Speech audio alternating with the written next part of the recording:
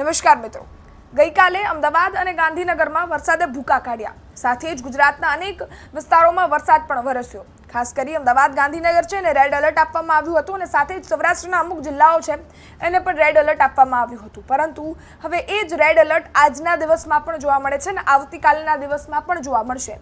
ગઈકાલની પરિસ્થિતિ અમદાવાદ ગાંધીનગરની ખૂબ કફોડી બની હતી. કમર સુધીના પાણી ભરાઈ ગયા હતા અને ત્યારે સવાલ એએમસી અને જીએમસી ઉપર ઉઠ્યા હતા કે પ્રી મોન્સૂન કામગીરી થતી હોય છે તો એ ક્યાં છે અને જે લોકો આ રીતે હેરાન થયા એની જવાબદારી હવે કોણ લેશે? એટલી મોંઘી ગાડીઓ એ રસ્તામાં બંધ પડી જાય અને ત્યાંથી એને ઢસડીને લઈ જવી પડે, એનું વળતર કોણ ચૂકવશે? અનેક સવાલોની સાથે આજે ફરી એકવાર વિંડી પર નજર કરીશું કે આવનારા હજી 48 કલાક કેટલો વરસાદ વરસી શકે છે.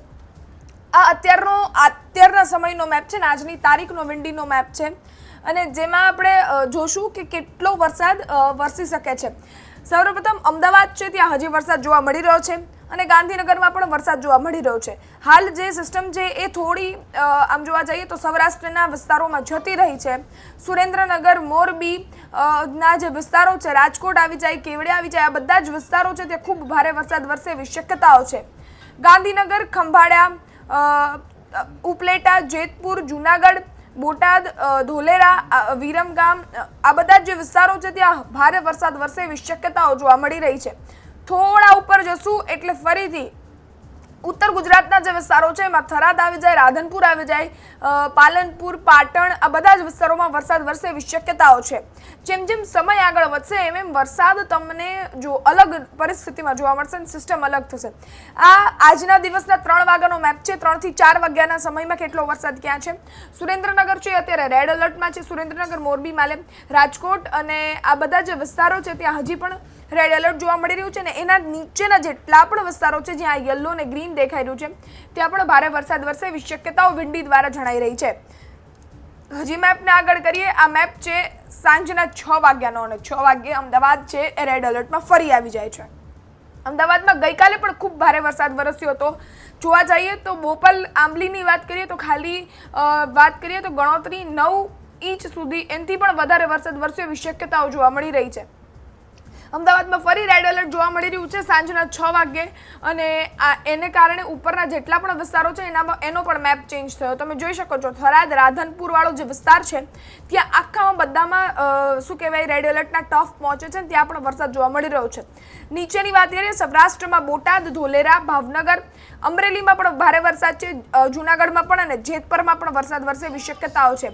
નીચેના જે દરિયાઈ વિસ્તારો છે ત્યાં પણ વરસાદ હાલ વરસી રહ્યો છે અને વરસશે પણ એવી શક્યતાઓ છે. દક્ષિણ ગુજરાત થોડું હળવું થયું છે અને એને કારણે જે સુરતના જેટલા પણ નીચેના વિસ્તારો છે દક્ષિણ ગુજરાતના સુરત, નવસારી, વલસાડ, વાપી, આ બધા જ વિસ્તારોમાં હળવો વરસાદ વરસે એવી શક્યતાઓ જોવા મળી રહી છે. સમય આગળ કરીએ ફરીથી.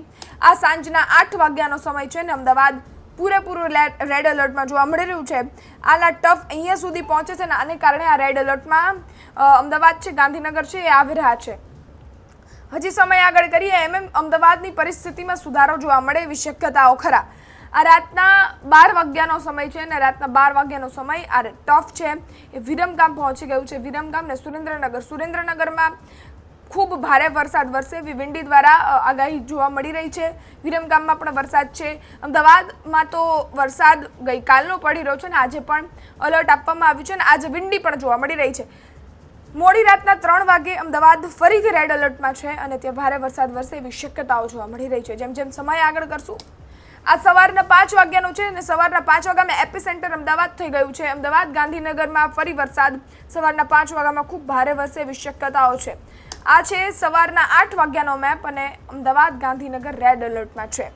આ આવતીકાલના સાંજ સુધીના સમયની વાત કરી લઈએ. આ આવતીકાલે 11 વાગ્યાનો મેપ અને અમદાવાદ રેડ એલર્ટ છે. આ તમે જે સમય આગળ જોઈ રહ્યા છો એ સમય મેપ એ રીતના બદલાઈ રહ્યો છે. બપોરના 2 વાગ્યાની વાત કરીએ, 2 વાગ્યે ફરી અમદાવાદ હળવું છે અને છૂટો છવાયો વરસાદ વરસે. ધીમો મતલબ નોર્મલ 5 mm પર ઇંચ એવો અવર એ વરસાદની શક્યતાઓ જોવા મળી રહી છે.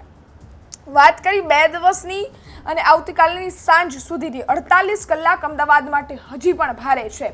અમદાવાદમાં હજી પણ રેડ એલર્ટ જોવા મળી રહ્યું છે. વિંડી હોય કે હવામાન વિભાગ હોય અમદાવાદમાં રેડ એલર્ટ તો જોવા મળી રહ્યું છે, પરંતુ એ રેડ એલર્ટમાં વરસાદ વરસી રહ્યો છે, એ પાણીનો નિકાલ ક્યાંયથી નથી થતો ને એનું જે પ્રી મોન્સૂનની કામગીરીની વાતો જે એએમસી કરતી હોય છે એ કદાચ આ વખતે અને અનેક વાર છે, ગયા વખતેનું પણ તમે રિઝલ્ટ જુઓ, ગયા વખતે પણ વરસાદ વરસ્યો અને પાણી ભરાઈ ગયા. અમદાવાદની પરિસ્થિતિ દર ચોમાસામાં આ રીતની થાય છે અને એના કારણે સવાલ એએમસી પર ઉઠે છે. આ વર્ષે પણ એ જ વસ્તુ થઈ. ગઈકાલે પહેલીવાર ભારે વરસાદ વરસ્યો અને પહેલા જ વરસાદમાં બદથી બદતર સ્થિતિ અમદાવાદની થઈ ગઈ છે.